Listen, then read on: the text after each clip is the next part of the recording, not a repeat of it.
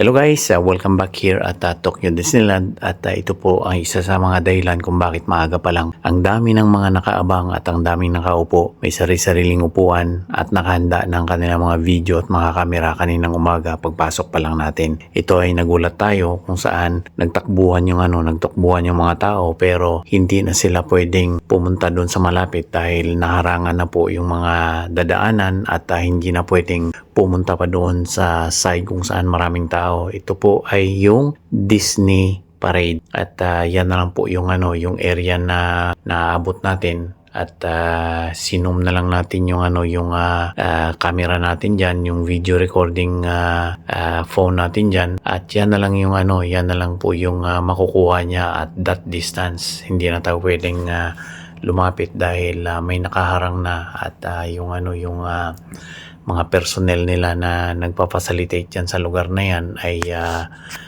hinarangan na nila yung area at hindi na pwedeng tumawid. So yan pala yung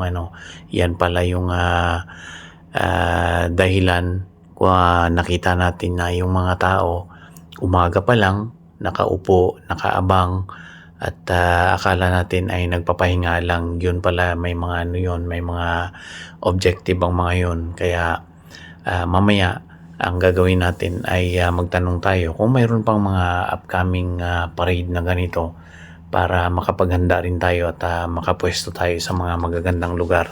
So yan, kung ano lang po yung makita natin, ano lang yung mahagip ng camera natin, yun lang po yung makukuha natin. Pakiabangan na lang po guys yung mga videos natin dito sa My Tokyo Disneyland at marami pa tayong mga videos na i-upload. So thank you very much for watching and kindly click like and share para mapanood din po ng iba. And drop a comment kung taga saan po kayo para malaman ko saan inabot tong video na to. Thank you very much and God bless everyone.